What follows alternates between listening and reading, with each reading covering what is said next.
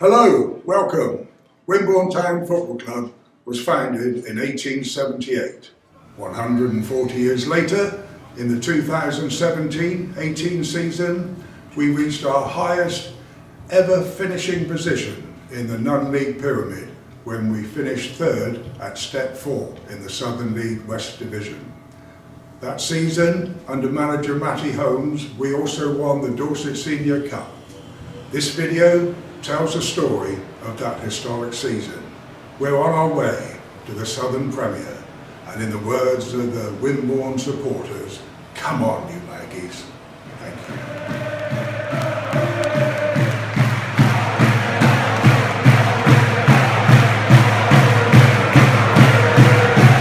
Last chance for the points. Mabry's done it! Wimborne just do not give up. That's why they're in this promotion fight. Comes to Kellaway. He looks for Holmes. He's going to go for the shot! Unbelievable goal! Here. Turns once, turns twice, goes for goal. It's simply brilliant. Billy Mabry. And he's only gone and done it. 7 minutes to go. Holmes drives towards him. Nice 1-2. Back to Luke Holmes! Straight over to the team bench. What a magnificent Magpies teams this is. But Tony Holmes intercepting. This is quite a good run. He's got down the left wing, bearing down on the penalty box as he has done this season. Goes onto the outside, goes for the right-footed shot. Oh, and he snuck it in. What a time to score.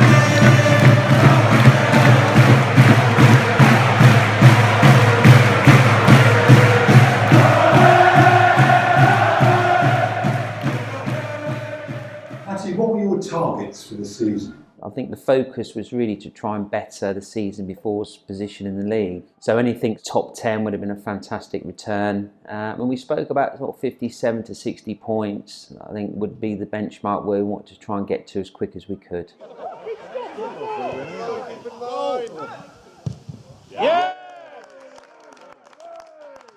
And were there any changes to your management team?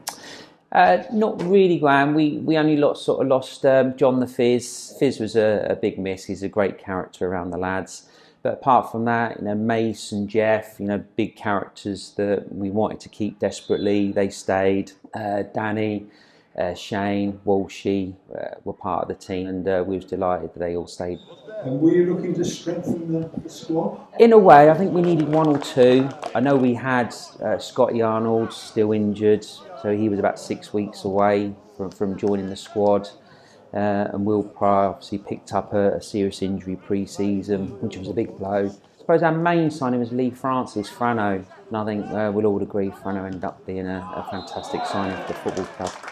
And in terms of the pre-season games, we had 5 wins and 1 defeat. Are you pleased with that? Definitely, Graham. I think that's what myself and Danny and the staff, Shane and Walsh, really wanted to do when we first come in to the role, is make sure pre-season was about a winning mentality. Any player will tell you if you're winning games, that sort of momentum, even if it's a friendly. Also, we had a lot of little friendly cups up for grabs, like Morrow, who the story with Morrow is very important to myself and the football club, and playing Verwood each year for that cup, and you want to win that for Morrow and make sure we keep that in-house, and we express that to the players that we need to win to keep that mentality, because the Bishop Cleeve game, the first game of the season, was the target to keep that mentality going.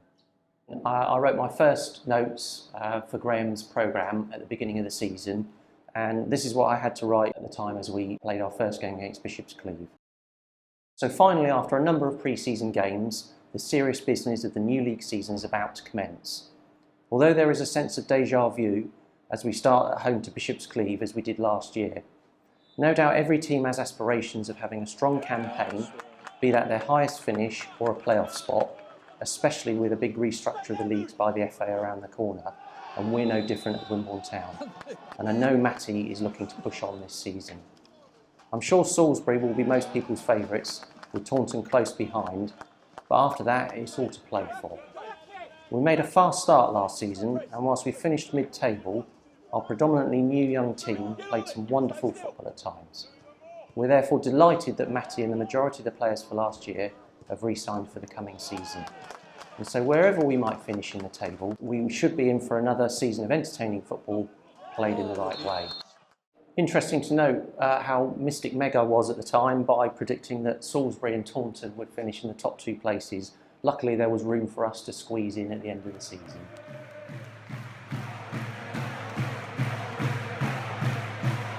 Ken Stewart told us earlier how, 142 years after the club was born, Wimborne Town reached step 3 of the non-league pyramid in 2018.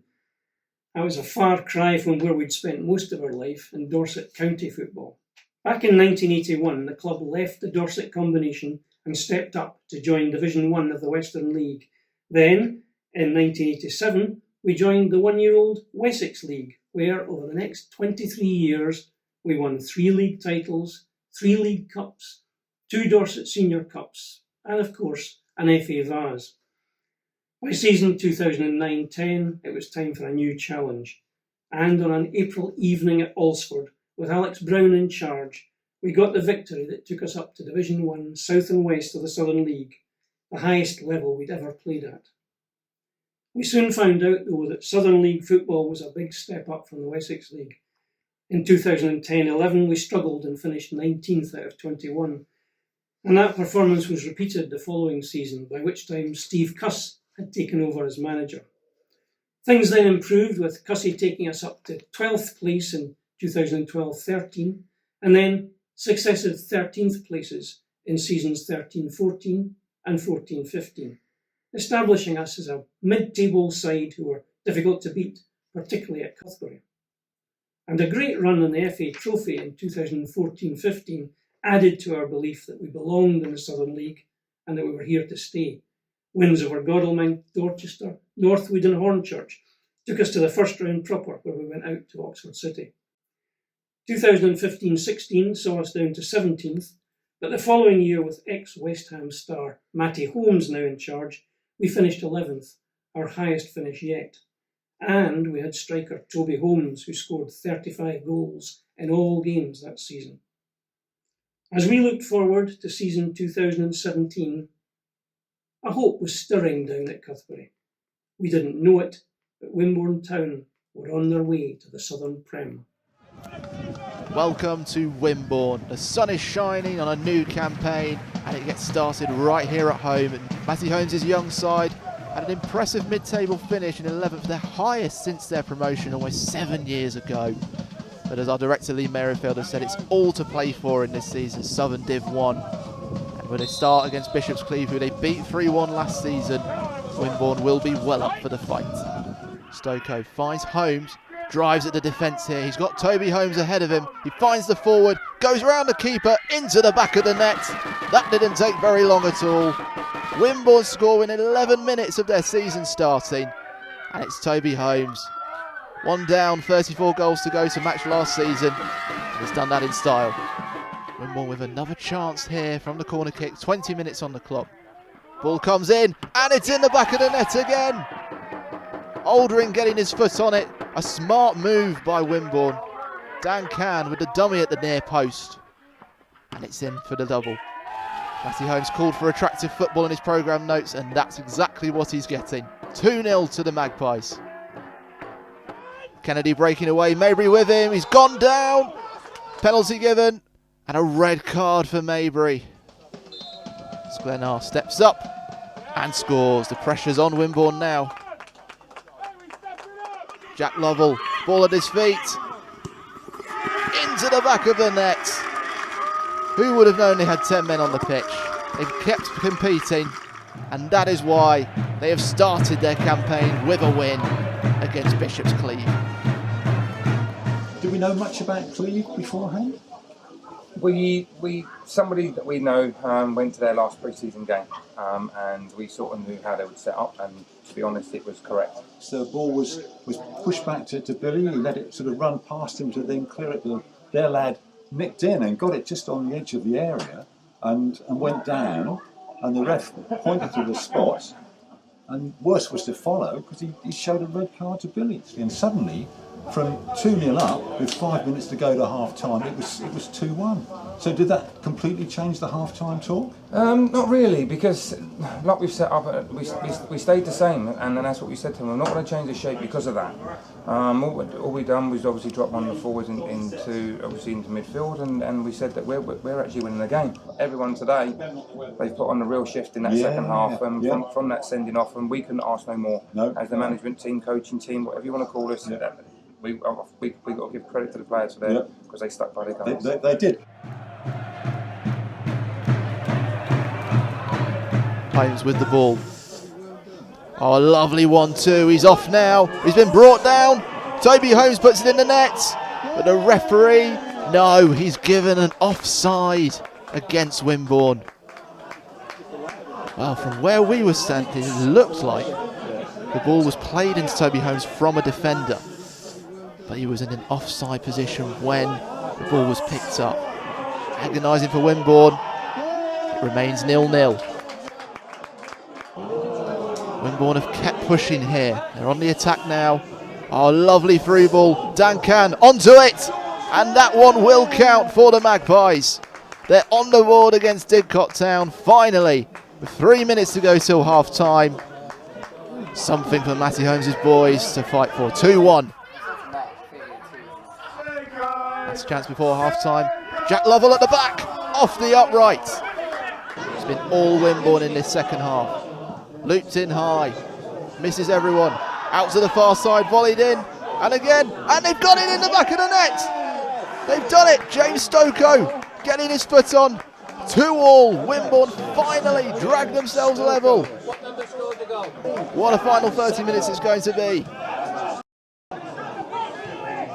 Didcot come forward now. Shot goes in. Benfield saves, can't keep hold. Reed bounces off the line. Benfield catches it. But the referee, he's given a goal against Wimborne. It bounced on the line, but then Graham Benfield pushed into his own net. George Reed, he struck in the first half to get the lead, and now he's done it again. Wimborne were only level for 5 minutes. 3-2 to Didcot. Agony for Wimborne. Woodley over this. Oh, it's brilliant from Didcot. It's bitterly disappointing for Wimborne. 5 minutes to go, and they are going to lose away from home. Holmes being positive. Looks for Jack Lovell. Header just over the bar. 4-4-2 system really benefiting Matty Holmes' side. Lovell goes for goal. Magical. Simply magical from Jack Lovell. It all started from his own throw-in. He saw the corner from the edge of the penalty box and went for it. And he's finally opened a scoring here at Cuthbury. Luke Holmes finds Toby Holmes. Goes for goal and scores. 2-0. It's been a hard half for Wimborne, especially after the FA Cup disappointment. But Toby Holmes has blasted away those cobwebs with his 5th goal of the season. Holmes chasing the long kick down. Got some support. Working it well, the Magpies. A lovely interchange. Past 1, past 2, and it's slotted in for the 3rd. Well, Lionel Messi would have been proud of that one. It's the Magpies Messi, otherwise known as Toby Holmes. Wimborne have kept pushing the 8 here, despite being down to 10 men. Now look for Mogg. Takes it down, past the keeper, and it's in for 4. The youngster was cool as a cucumber there. He's rewarded Matty Holmes for putting his faith in the youngster. Took it past the goalkeeper, batting at air. 4-0. Yeah, he worked this well. Comes to Norris, goes down, penalty. Oldring giving it away. Another penalty given away by the Magpies at home. Norris to take and score. 5 minutes left. Too late for a comeback. Floats it in. Norris! He may have his 2 goals, but the day belongs to Wimborne Town.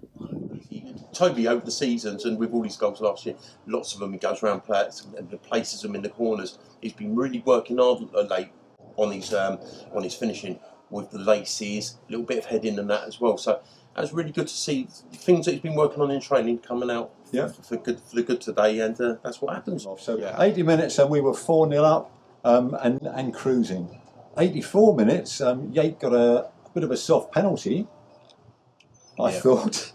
Silly things like that. I don't want to say anything bad about the officials, but I mean, some things like that doesn't help the situation when you've worked hard all game. We know we can score goals, but today it was about getting 3 points and getting some momentum ready for obviously Bank Holiday Monday against Winchester. A tight affair in the heart of Hampshire, taken quickly by Winchester,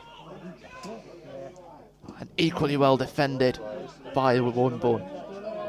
Loops in, looks for Harfield, and he loops over the keeper. City turn up the heat on this sweltering Bank Holiday clash to continue Wimborne's woes on the road. Like I say, to be honest, we probably sweat as much as the players do, because we're so animated on the sideline, because we want the lads to do well, and the way they played today, we can't fault them, and they put a full shift in, all of them, and it was good to see. In August, we started in the league with 2 home wins and 2 away defeats. Matty, were you pleased with that start, and did you need to change anything? Yeah, I think it's a steady start, Graham. I thought, the Bishop's Clean was a huge one. We'd geared pre-season up with that winning mentality to really hit that game. It was a funny game because we were cruising at 2-0, really playing well, and then Billy gets sent off just before half-time. And so on our back foot a little bit, and then luckily Jack come up with a wonder goal to secure the points. So that was a great start for us. But a steady month overall, I think. But we had to sort of tweak the formation at the end of the month. We always planned to go 3-5-2 over pre-season, which was working well, and we just felt the centre backs we had on the books, like Matteo, Billy, Davo, Arnie, good centre backs at this level. We thought we could play a 3 because a lot of teams have done well at this level with a back 3, so we thought we'd try that. But as the August was developing, we just felt we was getting exposed a little bit too much down the sides. So for the Yate game at the end of the month, because we lost to Andover in the FA Cup, I thought we struggled a little bit in terms of getting hit on the break a little bit. We went back to a back 4. People seem to know their roles and responsibilities a lot more. And so we ended up sticking with that. People think, oh, well, you wasted all that time working on a back 3 or over pre-season and you started. But really, we did go back over the season to a back 3 at times, maybe late in the game to shore things up. So it wasn't wasted. It was just we felt at that time that a back 4 would be better to kick on into September. So home and away form, more like Jekyll and Hyde for Wimborne Town in August. Question is, where will the consistency be built? The home fixture against Larkhall Athletic will answer all those questions.